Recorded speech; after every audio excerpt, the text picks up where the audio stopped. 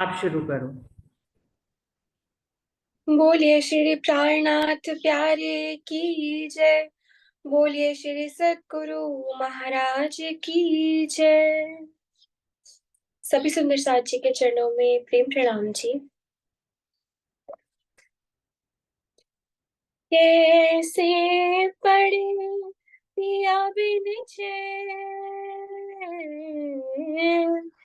कैसे पड़े पिया बिन चैन,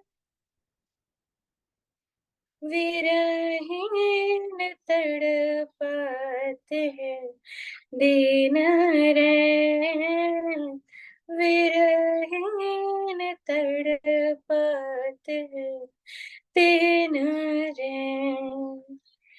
कैसे पड़े पिया बिन चैन,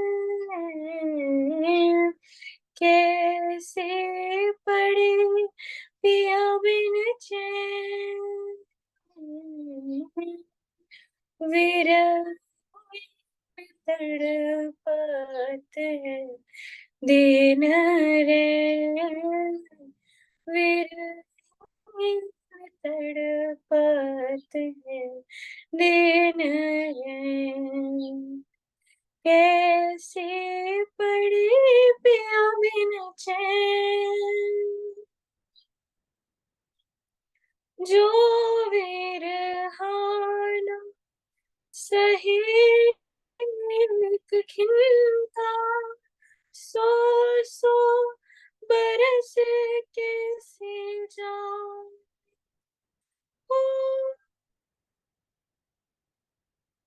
जो बेरहाना सही एक खिलता, सो सो बरस कैसे जाऊं बीच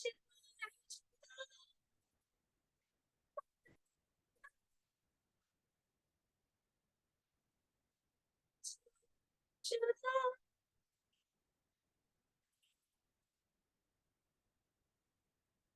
रोज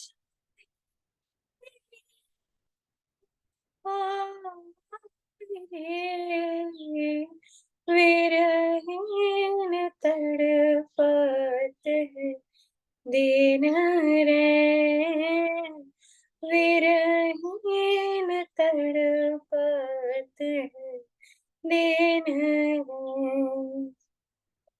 कैसे पड़े पिया बिन चैन, सुख घर के अब याद आवे, पिया बिन कछु ना सुहाए हो, सुख घर के याद आवे, पिया बिन कछु सुहाए, जाने को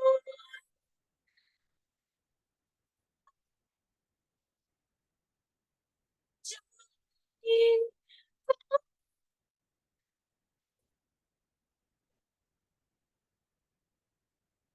जिस घड़ी तेरा तेरा विरहीन तड़पत दिन रैन, विरहीन तड़पत दिन रैन। कैसे पड़े पिया बिन चैन, ये अंतराय पिया मेरे टालो, पिलो पर आता उठाए हो, ये अंतराय पिया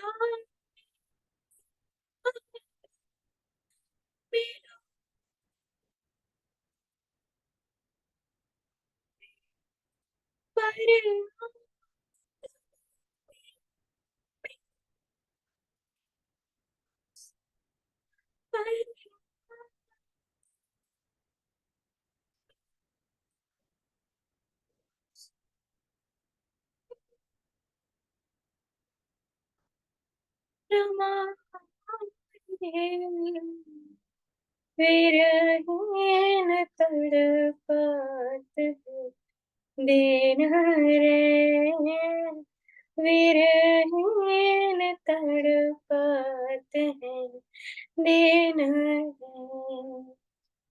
कैसे पड़े पिया बिन चैन, कैसे पड़े पिया बिन चैन,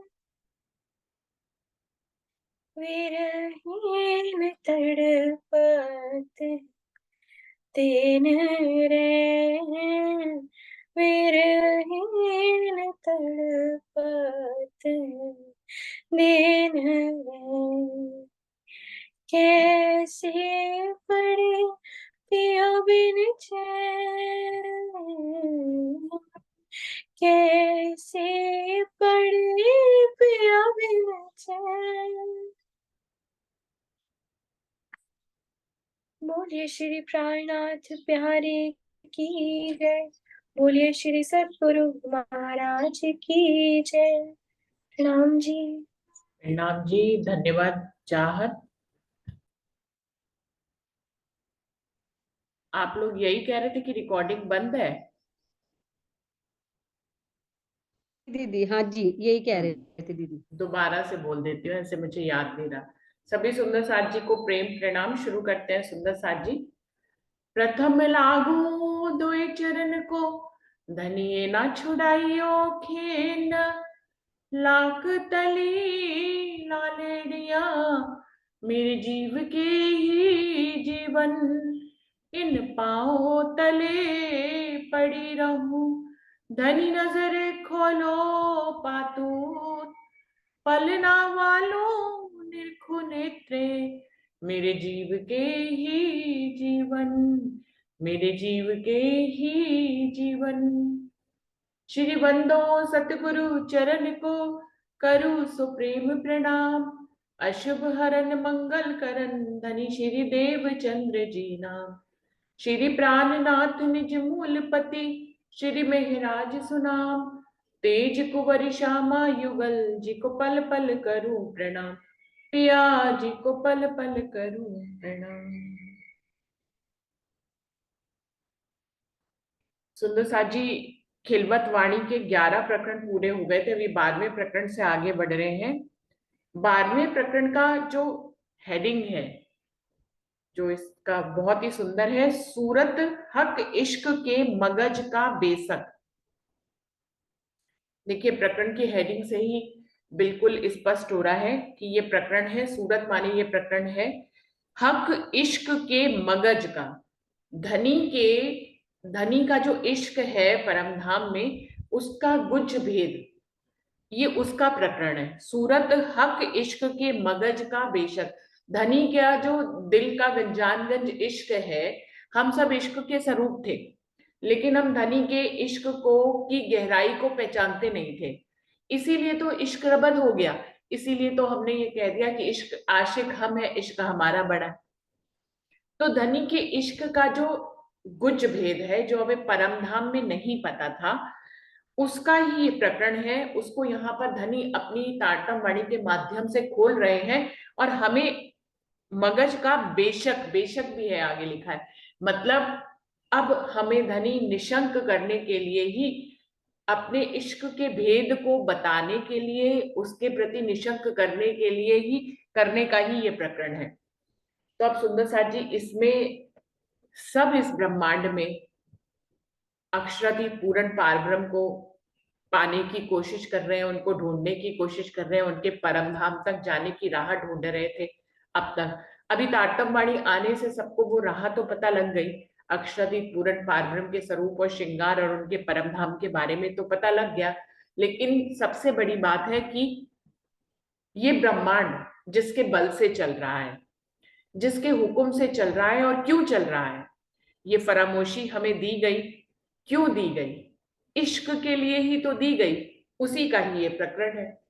अब पूरा ब्रह्मांड में हम जो ब्रह्म सृष्टियां हैं, जो धनी की तारतम वाणी से जुड़ गई हैं, परम धाम की जर्रे जर्रे के बारे में हम बेशक हो चुके हैं, लेकिन धनी के इश्क के भेद को नहीं जाना, तो ये ब्रह्मांड बनाना ही निरर्थक हो जाएगा धनी का। तो ये ब्रह्मांड बनाया ही इसलिए गया है कि हम धनी के इश्क के मगज को जान सकें। वैसे मगज जो है बीज को भी कहते हैं, यहाँ पे तो भेद भी भेद के रूप में कहा गया, हक इश्क का मगज मतलब राज्य के इश्क का भेद। ऐसे ही मगज जो है बीज को भी कहते हैं। तो बीज भी क्या होता है? किसी फल का छुपा हुआ राजी तो होता है। उस बीज से ही देखिए मगज जो होता है, जैसे मान लीजिए आम की गुठली है या जामुन का गुठली है, इन सब के जो बीज है छुपे हुए अंदर है, खरबूजे का तरबूज का जो बीज है, उस बीज में कहने को तो वो फल के अंदर छुपा हुआ होता है, कहने का भाव ये है।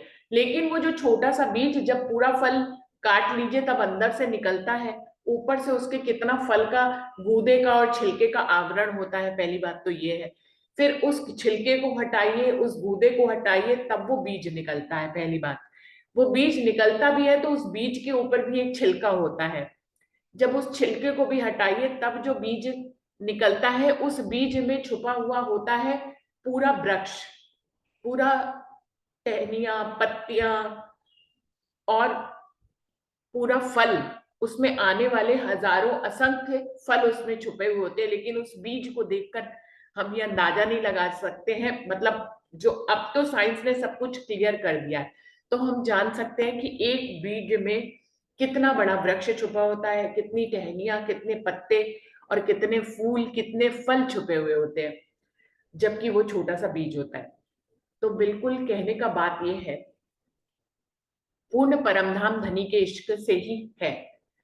ये एक गुज भेद है, ये एक मगज है, ये एक बीज है धनी के दिल का। इस बीज पे ही पूरा परमधाम का जर्रा जर्रा इस बीज पर ही है, छुपा हुआ है। इस बीज से ही, इस बीज, ये बीज जो है मार्फत है, और इस बीज की हकीकत के रूप में पूरा परमधाम का जर्रा जर्रा है। ये धनी का इश्क है, उस इश्क से ही धनी का स्वरूप बना है, या धनी इश्क के ही स्वरूप है, यही उनका भेद है। बना हुआ कहना थोड़ा सा गलत हो जाएगा, शब्दों का गलत उपयोग हो जाएगा, चाहे भाव कहने का सही हो, लेकिन फिर भी कि धनी के दिल का गुज भेद इश्क है, उस इश्क के स्वरूप धनी स्वयं है। फिर उन्हीं के ही हकीकत के रूप में श्यामा महारानी, फिर सखियां, खूब खुशहालियां, पशु पक्षी जानवर, उन्हीं के ही इश्क से अक्षर ब्रह्म महालक्ष्मी, उन्हीं के ही इश्क से परमधाम का जर्रा जर्रा, पेड़ पौधे, 25 पक्ष, परमधाम की लीला, परमधाम में उठना बैठना, पूरी धनी को रिझाना, उनके साथ खेलना, उनके साथ घूमना, पूरी लीला उस एक बीज जो मगज है, जो छुपा हुआ है, वो इश्क से ही चलती है। ये तो हुई परमधाम की बात, लेकिन फरामोशी भी किस लिए दी? धनी ने इश्क के भेद को बताने के लिए फरामोशी दी। तो फरामोशी देकर जिस खेल में लाए, किस लिए लाए? इश्क के भेद को खोलने के लिए लाए। हमारी नजरें इस कालमाया के ब्रह्मांड में एक जीव पर डाल दी, और हम उसी जीव से जो है सारी लीला जो संपादित हो रही है, उसको आत्मा दृष्टा बनकर देख रही है, और आत्मा को आत्मा के की नजर जो है वो परात्म से आई है। तो जिस जीव के ऊपर ये लीला देख रही है, उस जीव को भी एक दिन इश्क की पहचान करानी है। जब जीव जो है पहले ज्ञान की पहचान करेगा, फिर इश्क की पहचान करेगा, जब वो इश्क तक पहुंचेगा, इश्क की पहचान कर लेगा, इश्क को आत्मसात कर लेगा, तभी आत्म भी इश्क तक पहुंच पाएगी।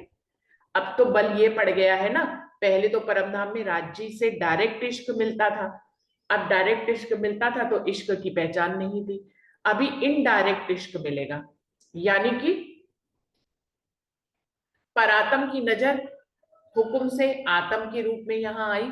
आत्म बैठी किस पे दृष्टा बनकर देख रही है? जीव के ऊपर देख रही है। जीव क्या है? माया में लिप्त है, फिर जीव को जगाने के लिए, क्योंकि वो उसी की लीला को आत्मसात कर रही है, अभी परम धाम की लीला से फरामोश हो गई है, तो जिसकी लीला को आत्मसात कर रही है उस आत्मा को जगाने के लिए जिसकी वो लीला देख रही है उसको जगाना अनिवार्य हो गया है। तो अभी इश्क मिलेगा लेकिन इनडायरेक्ट मिलेगा, परम धाम से डायरेक्ट राज्य से मिलता था, अभी भी राज्य से ही मिलेगा लेकिन घूम कर, कि जीव को पहले इलम से जागृत किया जाएगा क्योंकि वो उसी आत्म उसी की लीला को देख रही है, उसी को आत्मसात कर रही है, अपने मूल इश्क को भूल गई है, अपने मूल परमधाम की लीला को भूल गई है। तो जिस जीव के ऊपर उसकी नजर को बिठाया उस जीव को पहले वाणी से जागृत किया जाएगा, फिर उस जीव को उस इलम से इश्क तक की मंजिल तक पहुंचाया जाएगा। इसको परम धाम का इश्क ऐसा नहीं आएगा इस ब्रह्मांड में जो गरक कर दे, जो ज्ञान को ही गरक है, ज्ञान में ही इश्क ही आना है। तो पहले ज्ञान से जगाया जाएगा, फिर उससे इश्क की मंजिल तक पहुंचाया जाएगा, इश्क की पहचान होगी, वो जीव इश्क की लज्जत लेगा। जितना जितना वो जीव इलम से इश्क की तरफ बढ़ेगा उतना ही आत्म जो दृष्टा बन के उस जीव की लीला को देख रही, उतनी ही वो आत्म भी जागृत होकर इलम से इश्क की तरफ बढ़ेगी।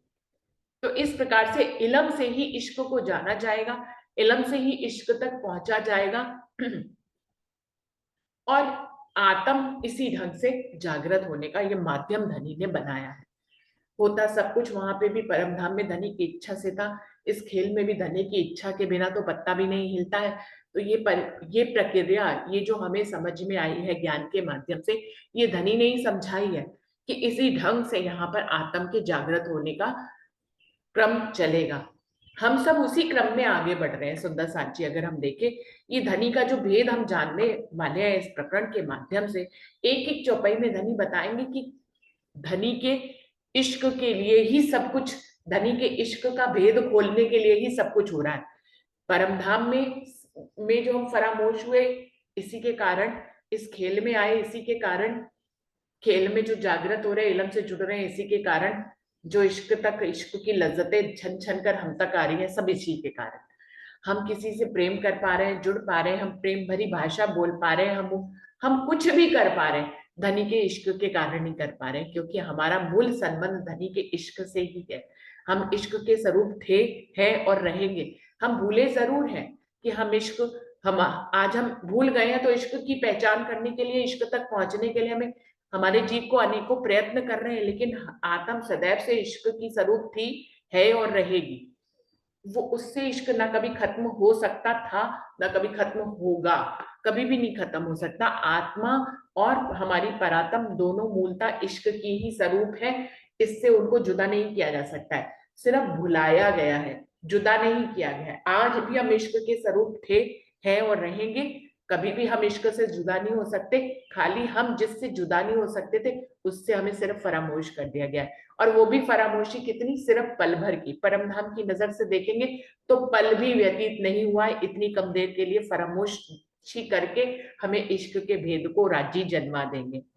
हमें इस काल माया के ब्रह्मांड से ये खेल बहुत लंबा दिखता है और हम रोज अर्जी करते हैं कि धनी खेल कब खत्म होगा। तो यहाँ की नजर से हमें इश्क में अभी दूरी दिख रही है, हमें फरामोशी बहुत लंबी दिख रही है, ये खेल हमें बहुत लंबा दिख रहा है, हमें दुख बहुत ज्यादा दिख रहे हैं, सुख बहुत कम दिख रहे हैं। धनी के इश्क की लज्जत भी छन छन के आती है, कभी कभी कोई लम्हा आता है, कभी नहीं भी होता है।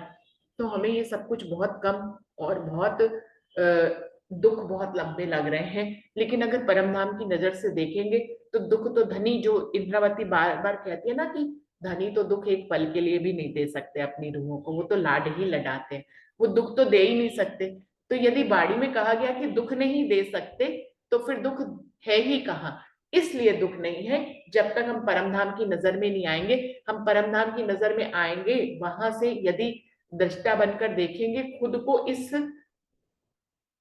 इस मैखुदी में, धनी की मैखुदी में लाएंगे, इस दावे में लाएंगे कि हम तो धनी की अंगना और हम तो परमधाम में ही बैठे हैं धनी के चरणों में। जब हम अपनी आत्म को, अपनी जीव के इस सोच को, इस विचार को गहराई तक लेकर आत्मसात करके जब हम परमधाम में खुद को बिठा लेंगे और वहां से खेल देखेंगे, ये करना बहुत संभव नहीं होता है और हर पल हर घड़ी तो बिल्कुल संभव नहीं होता है, लेकिन किसी एक पल में, किसी दो पल में, प्रेम भरे ऐसे पलों में, जबकि धनी हमारी नजर परमधाम में पहुंचा देते हैं, और उस एक पल में हम परमधाम की नजर से जब इस खेल को देखते हैं, हमें सब कुछ पराया लगता है। अभी वहां से देखेंगे तो सब कुछ पराया, अभी हम यहाँ से भी इस ब्रह्मवाणी को जब आत्मसात कर लेते हैं, हमें सब कुछ पराया लगता है, लेकिन दूसरे ही पल सब अपना लगने लग जाता है। तो ये तो मुझे ऐसा लगता है ये मेरी ही स्थिति नहीं, ये तो हर किसी की स्थिति है, और इस पे कितने ही टॉपिक भी चल चुके हैं हमारी वीडियोस में। तो हर पल हर घड़ी परम धाम की नजर से देखेंगे तो कोई फरामोशी नहीं है। एक पल के लिए, पलक झपकने जितनी देरी के लिए अगर हमारी याददाश्त को भुलाकर हमें इश्क के मगज तक पहुंचाया जाए, तो इससे बढ़िया बात क्या हो सकती है। लेकिन यहाँ पर यहाँ की नजर से हमें सब कुछ बहुत लंबा लग रहा है, और हमें इश्क के मगज का पता लगाने में देरी लग रही है। तो ये है प्रकरण धनी के इश्क का, जिसके लिए सारी कायनात बनी, जिसके लिए पूरे परमधाम का हकीकत स्वरूप सामने है, जिसके लिए जर्रा जर्रा होता है। इस दुनिया में कुछ भी घटित हो रहा है तो हर पल हर घड़ी जो व्यतीत हो रहा है वो इसी के लिए, इश्क के भेद के लिए ही घटित हो रहा है। सुंदर साथ जी, आज इसी को ही हम लोग समझेंगे कि धनी अपनी भाषा में क्या कहना चाह रहे हैं, हमें क्या समझाना चाह रहे हैं, इश्क का कौन सा ऐसा भेद है जिसके लिए ये ब्रह्मांड बन गया, और अब हमें धनी उस तक पहुंचाना चाह रहे हैं। हाय हाय क्यों न सुनो रूहे अर्श की, हक बका बातन। रू अल्लाह ने जाहिर किया, कहूं सुनिया ना एते दिन। हाय हाय, इंद्रावती जी कह रही है, हाय हाय क्यों ना सुनो रूहे अर्श की, हक बका बातन, अखंड परमधाम की, राज्य की, अपने वतन की बातों को। हाय हाय परमधाम की रूहें, तुम लोग क्यों नहीं सुन रही हो। रूह अल्लाह ने जाहिर किया, अपनी रूह श्यामा मरानी के माध्यम से धनी ने अपने परमधाम की, अपनी और अपनी अपने परमधाम की, अपने वतन की सब बातों को जाहिर कर दिया है। काहू सुनिया ना एते दिन, आज दिन तक इसके बारे में तो किसी ने सुना तक नहीं था। आज ब्रह्म शिष्यों के वास्ते धनी ने अपने परमधाम के सारे वेद ज्ञान को इस ब्रह्मवाणी के माध्यम से दुनिया में जाहिर कर दिया। फिर भी किनके लिए जाहिर किया, परमधाम की रूहों के लिए जाहिर किया। तो इंद्रावती जी कह रही है, हाय हाय जिसके लिए जाहिर किया वही नहीं सुन रही। हाय हाय क्यों ना सुनो रूहें अर्श की, हाय हाय परमधाम की रूहों, तुम्हारे लिए ही ये जाहिर किया गया। अखंड परमधाम की बातें, अखंड राज्य की बातें श्यामा महारानी तुम्हारे लिए ही लेके आई, जिनके बारे में आज दिन तक इस ब्रह्मांड में किसी ने नहीं सुना था। हाय हाय तुम्हारे लिए लेके आई और तुम ही नहीं सुन रहे हो। तो हाय हाय कर रही है, दुख को प्रकट कर रही है, व्यथा को प्रकट कर रही है कि इंद्रावती को धनी ने ये जिम्मेदारी दे दी, श्यामा महारानी बना दिया, राज्य बना दिया, पांचों शक्तियां दे दी, ये ताटम वाणी उतरवा दी, और जिम्मेदारी दे दी कि सबको लेकर तुम्हें आना है। पहले ही दिन श्याम जी के मंदिर में जब धनी देवचंद जी को श्यामा महारानी को राज्य ने दर्शन दिया तो क्या कहा, तुम्हारी जिम्मेदारी है, तुम ही सभी रूहों को जगाकर परमधाम लेकर आओगे। उन्होंने पूछा भी कि कहाँ है ये सारी रूहें धनी, और तुम कहाँ जाओगे। तो उन्होंने कहा, अंदर तुम्हारे आकार के आए के बैठे हम तुम्हारे अंदर ही विराजमान हो जाएंगे, श्यामा महारानी के अंदर।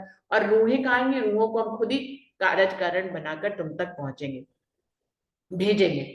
तो सुंदर साथ जी, धनी देवचंद जी की लीला में तो यही हुआ कि सारे सुंदर साथ रूहें जो है उन तक स्वयं ही आई, धनी ने ही भेजा। 313 वासनाओं को धनी देवचंद जी ने जगाया, वो फिर से फरामोश हो गई। फिर इंद्रावती के तन में जब श्यामा महारानी की रूह आई तो वही जिम्मेदारी दूसरे तन से भी पूरी करवानी थी धनी ने, तो दूसरे तन में जा जाकर रूहों को जगाया। इंद्रावती जी का कष्ट ये है कि उनके ऊपर जिम्मेदारी है सब रूहों को जगाने की, परमधाम वापस मूल परातम में जगाने की जिम्मेदारी पूरी धनी ने इंद्रावती जी को दे रखी है, अपनी श्यामा महारानी को दे रखी है। स्वयं भी उनके साथ है, उनके दिल में ही विराजमान है, अर्श करके बैठे हैं, संविद वतन सहित बैठे हैं, सब शक्तियों के पावर्स के साथ बैठे, सब पावर्स दे रखी हैं राज्य ने इंद्रावती जी को, और हम सब लोगों को जगाकर परमधाम वापस ले जाने की जिम्मेदारी भी दे रखी है, और पूरे ब्रह्मांड को अखंड करने की भी जिम्मेदारी दे रखी है। तो कितनी सारी जिम्मेदारियों को निभा रही है श्यामा महारानी कह ले या इंद्रावती जी कह ले, कितनी सारी जिम्मेदारियों को निभा रही है खेल की नजर से यदि देखे तो। और हम उनकी इस ब्रह्मवाणी का मंथन तो करते हैं लेकिन इस पर चल नहीं पाते। हम सुन तो लेते हैं लेकिन उस सुने का क्या फायदा यदि उस पे हम चल ही ना पाए। तो इसी दुख को प्रकट करके कह रही है कि हाय हाय क्यों न सुनो रूहे अर्स की, हक बका बातन रू अल्लाह ने जाहिर किया, काहू सुनिया ना एते दिन। आज दिन तक किसी ने इसके बारे में नहीं सुना था, आज तुम्हें सुनाई जा रही है, तुम्हें बताई जा रही है। लेकिन हे परमधाम की रूहों, तुम इतनी निर्कस इतनी कठोर कैसे हो गई कि तुम परमधाम की बातों को सुन नहीं रही। फरामोशी हक्के दई सो वास्ते हांसी के, हाय हाय घाव न ला गई सुन के शब्द है। अब इंद्रावती जी तो ये बात कह रही हैं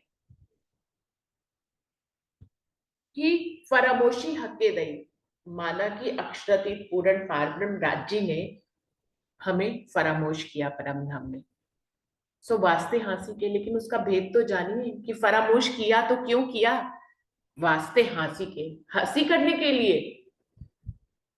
हाय हाय घाव न लागी, कितनी बड़ी बात है ये जिसके लिए इंद्रावती जी कह रही हैं कि फरामोश किया गया हंसी के लिए। इतनी करीबी रिश्ता है हमारा, हम किससे हंसी कर सकते हैं, हम किससे लाड लड़ा सकते हैं, हम किसके साथ जो है बिना सोचे समझे कुछ भी सुन सकते हैं, कह सकते हैं, बोल सकते हैं। हमें अपनी शब्दों की भी मर्यादा का ध्यान नहीं रखना पड़ता है। किसके साथ, जिसके साथ बहुत क्लोज रिश्ता, इतना करीबी संबंध हो कि हमें मालूम हो कि वो और हम एक ही हैं। मैंने उसको कह दिया, उसने सुन लिया, उसने कह दिया, मैंने सुन लिया, एक ही बात है। मैं और वो अलग ही नहीं है। जहां एक ही स्वरूप होते हैं वायदत के इतने गहरे संबंध में, जहां की धनी अपनी रूहों के साथ हमेशा ही तो लाड किया करते थे। कभी हौज कौसर घुमाने ले जाते थे, कभी यमुना जी घुमाने ले जाते थे, कभी पुखराज पहाड़ घुमाने ले जाते थे। तो आज खेल में फरामोश करके घुमाने ले आए। जैसे वो लाड था वैसे ये भी एक लाड है। हम दुखों से यहाँ पीड़ित होकर धनी के इस लाड को ही नहीं देख पा रहे, इसलिए इंद्रावती जी को कष्ट हो रहा है। वो कह रही है कि तुमको तो घाव लगना चाहिए, तुम्हें तो घायल हो जाना चाहिए इस बात से कि इन शब्दों को सुनकर तुम्हें घायल हो जाना चाहिए कि धनी ने तुम्हें फरामोश करके हंसी तुम्हारे साथ करी, लाड किया। धनी ने कहा नहीं, अनेक लाड तुम हमारे साथ परमधाम में करती थी, मैंने एक लाड किया तुम उसी में ही बह गई। तुम उस लाड का मतलब ही नहीं समझ पाई। मेरा पति मुझसे लाड करे और मैं उसके लाड का मतलब ही ना समझ पाऊं, तो धनी को कष्ट होगा या नहीं होगा। अब धनी को तो कष्ट होता नहीं, अक्षरातीत पूर्ण पारब्रह्म तो गुणंग इंद्रियों से परे है। ये तो कहने की बात हो जाती है, यहाँ पर शब्द हमारे पास होते नहीं है तो हम कह देते हैं कि धनी को कष्ट हो रहा है। वास्तव में इंद्रावती जी की भी आत्म तो दृष्टा है, उनकी जीव को कष्ट है, क्योंकि ये जो श्यामा महारानी को जिम्मेदारी दी गई, इंद्रावती जी को जिम्मेदारी दी गई, ये वास्तव में सारी जिम्मेदारी जो है वो उनके जीव के ऊपर पड़ी है। तो उनकी जीव को ही ये सारे कार्य का संपन्न करने हैं। तो दुख और सुख जो आता है ना, ये जो घायल हो जाते हैं कि हाय हाय दुख लग रहा है कि तुम लोग जाग नहीं रहे हो, तुम बातें नहीं सुन रहे, तुम्हें ये शब्द सुनकर घाव नहीं लग रहा है, ये जो है ना, ये जीव के दुख को व्यक्त करती है। आत्म में कोई दुख नहीं है, इंद्रावती जी के आत्म में कोई दुख नहीं है, श्यामा महारानी के आत्म में कोई दुख नहीं है, धनी को कोई दुख नहीं है। हम लोग शब्दों में भाव विह्वल होकर ऐसा कह देते हैं, पर शब्दों के भाव को समझना है। आत्म में कहीं कोई दुख नहीं है, ये सारे दुख जीव के हैं। जो इंद्रावती जी कह रही है फरामोशी हक्के दी, धनी ने हमें फरामोश किया, ये बात सत्य है कि धनी ने हमें फरामोश किया, सो वास्ते हांसी के। लेकिन समझना तो होगा ना, इस भेद को समझना तो होगा कि क्यों किया फरामोश, हांसी करने के लिए फरामोश किया। इतना संबंध गहरा है कि धनी ने हमसे हांसी करी, हमसे लाड किया, और धनी के इस लाड को हम किस आंसू बहा बहा कर देख रहे हैं। धनी के इस लाड को हम दुख से देख रहे हैं। धनी के इस लाड को हम लाड की तरह क्यों नहीं देख पा रहे। हमें ज्ञान भी मिल गया, हमें समझ भी मिल गई, तारतम वाणी भी मिल गई, तारतम मंत्र भी मिल गया, भेद दिल में भेद खोलने को भी कुछ नहीं रह गया, हमें ये समझ भी आ गया। फिर भी हम इस लाड को, धनी के इस लाड को, इस प्रेम को, इस हासी को हम लाड की तरह और प्रेम की तरह क्यों नहीं देख पा रहे? धनी का ये प्रेम था कि उन्होंने हमें फरामोश करके अपने इश्क के गुज तक पहुंचा रहे हैं। वो हमसे लाड कर रहे हैं, वो हमसे आंती कर रहे हैं, हम उनके लाड को दुख में देख रहे।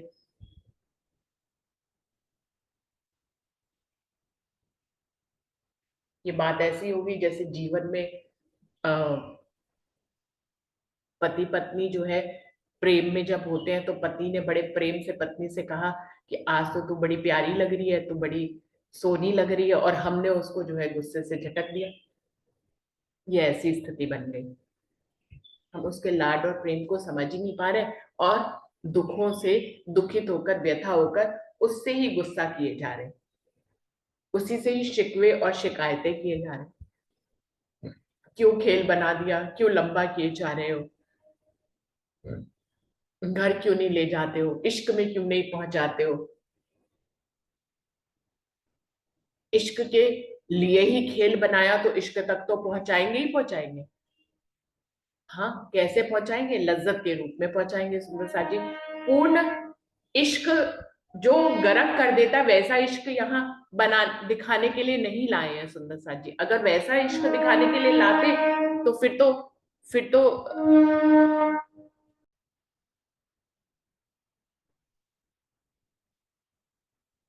उस इश्क तक पहुंचाने, उस इश्क में, इस ब्रह्मांड में नहीं ले जाएंगे जिसमें गर्क कर दे, जो इश्क गर्क कर देता है, जिसमें इलम नहीं रहता, पहचान नहीं रहती। उस इश्क तक तो परम धाम में जाकर ही हम फिर से जाएंगे। मुझे तो लगता है इसकी कोई प्रमाण नहीं है, लेकिन अभी भी जाकर वैसा इश्क नहीं होगा। अब ज्ञान में ही इश्क वहां पे भी होगा, पहचान बनी रहेगी। तो इश्क की लज्जत के रूप में ही इश्क यहाँ पे मिलेगा। हर पल तो नहीं मिलेगा, पल पल में ही मिलेगा, पल भर के लिए ही मिलेगा। यही होगा, यही मंजिल है यहाँ की। तो हाय हाय घाव न लागई सुन के शब्द, हे रूहो तुम्हें घाव नहीं लगता ये शब्दों को सुनकर कि धनी ने तुम्हारे साथ ये जो फरामोशी का खेल खेला, ये सब धनी तुम्हारे साथ हाथी कर रहे हैं, तुम्हारे साथ लाड कर रहे हैं, और तुम इसको जो है दुश्मन की तरह देख रहे हो, तुम इसे दुख की तरह देख रहे हो, तुम गिले शिकवे शिकायतें कर रहे हो, इसीलिए तो इश्क तक नहीं पहुंच रहे। अगर गिला शिकवा शिकायत खत्म हो जाए तो अभी ही प्रेम में हो जाए। जब पति से शिकायत खत्म हो जाती तो उसके साथ प्रेम में आ जाते हैं कि नहीं? प्रेम में आ जाते हैं, क्योंकि शिकायत ही खत्म हो गई, गिले खत्म हो गए। जब प्रेम में होते तो शिकवे शिकायत कहाँ होते हैं? शिकवे शिकायत होती तब है जब प्रेम में नहीं होते। तो कह रहे हैं धनी तो प्रेम में ही है, धनी तो प्रेम का ही प्रदर्शन कर रहे हैं, धनी ने तो ये खेल ही प्रेम के लिए बनाया, लेकिन हम गिले शिकवे करके उनसे जो है प्रेम से दूर हो गए। तो जिस दिन गिले शिकवे खत्म हो जाएंगे उस दिन हम भी प्रेम में आ जाएंगे, प्रेम की लज्जत हमें मिलने लग जाएगी।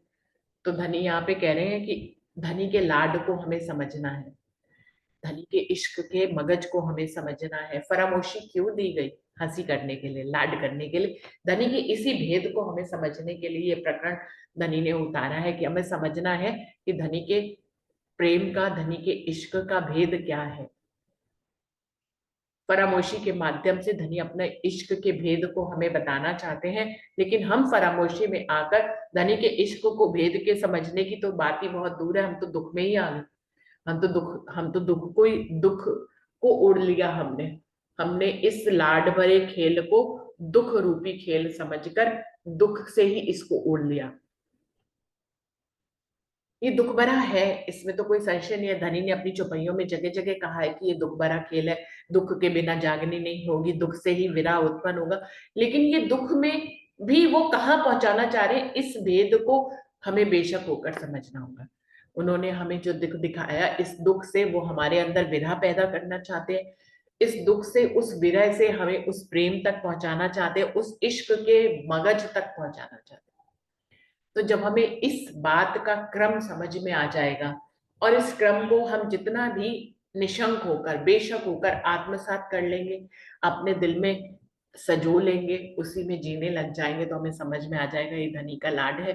और जिस दिन हमें ये समझ में आ जाएगा, खाली समझ में आने से फिर शब्दों में बार बार निकल जाता है, समझ आने में नहीं, जब हम इसको जीने लग जाएंगे ये धनी का लाड है, हम धनी को लाड की तरह इस ब्रह्मांड को जीने लग जाएंगे। इस जीवन के हर एक पल को धनी का लाड समझकर जी लेंगे तो उसी दिन प्रेम की लज्जत आने लग जाएगी। सुंदर साथ जी, अभी देखते हैं, अभी तो दो ही चौपाई हुई है धनी, आगे हमें और कौन से भेदों तक ले जा रहे हैं। चौपाई यहीं पर ही समाप्त करते हुए इसको दोहरा देते हैं। फरामोशी हक के दई सो वास्ते हासी के, हाय हाय घाव ना लागही सुन के शब्द ए हे, सुन के शब्द ए हे। बोलिए श्री प्राणनाथ प्यारे की जय। बोलिए श्री सद्गुरु महाराज